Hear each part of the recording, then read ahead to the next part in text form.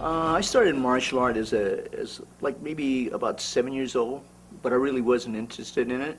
So I started training in, my uncle used to train me in jiu-jitsu and in Okinawan Te, which they called Te in those days, and judo. That's really my first start in the martial art. Okay, what I'm going to do is make this very, very informal. And so what I'd like to do is just end with the same technique. Sometimes rather than learning 100 techniques, it's much better to learn maybe 3 or 4 or 5 techniques and learn 100 ways to get into that technique. So I'm going to start with a basic leg sweep. I'm going to keep it very. So I'm going to enter from the lead punch, and I'll do this slowly. His left leg is forward. He's going to punch. You're going to trap. You're going to hit. You're going to sweep. You're going to move the body back. Okay. First one. So if the lead punch go over here, you can trap and go to the eye. You can hit the uppercut. You can hit the groin and come back to position. Now from here you can do many things. You can sweep all the way down.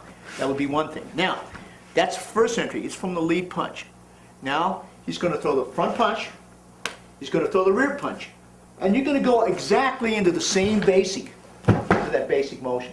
From here you can knee, you can go into the grappling if you want to. So the first one we did from the jab, second one we did from the jab cross. Third one, he's going to throw the jab, he's going to throw the cross, he's going to hook. You're going to counter, go into the same technique here, and go to that position here. Okay? All right, that will be the thing. Notice that we did 3 techniques, but actually we're ending with the same technique. So let's review that again. He throws a lead punch, you heal, you score.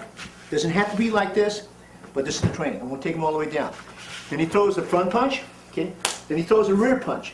You come to that position, you sweep, you move the base here, okay? Now, he throws a lead punch, right here, throws a rear punch. He hooks, you scoop it up. This is just one of the many ways you can get into this technique.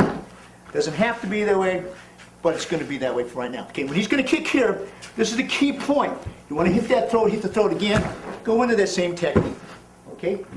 All right, one more time.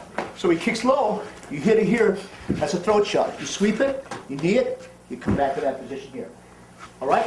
Over here from this position here, in slow motion, you're going to kick the front here, but you're going to jab it, go immediately into the groin, go to the throat, sweep it, knee it, and go to that position here.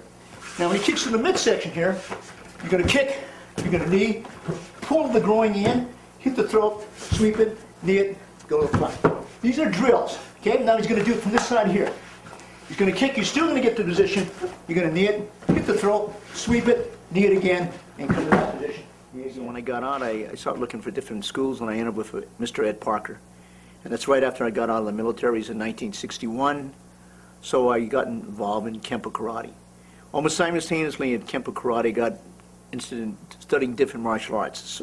So in 61, when I got out, I also went into Kung Fu with Professor Wong in Chinatown, almost simultaneously. And I also got involved in Okinawan Te simultaneously. I've always studied 2 or 3 martial arts because that's a habit we did in Fort Campbell. We always tested boxing versus wrestling, wrestling versus judo, judo versus karate, because karate was very new at that time period. And that's always stuck with me all that time. Ed Parker is probably very influential in my life, and he encouraged me to even seek out, my own culture, because he said there was something in it. So I would say he introduced me to Bruce Lee, so I got interested in the arts that Bruce Lee taught.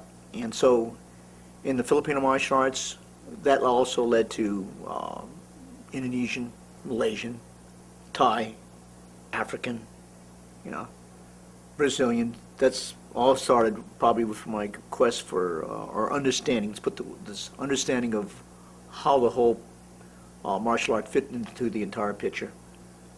Ed Parker is, at that time I knew him, he was a very powerful man. He stood about 6 feet. At that time he weighed anywhere from 195 to 200, 205, 210. The Ed Parker I knew. Very powerful man, very innovating, and like Slemansky, I highly admired him, and like Bruce Lee, I highly admired him.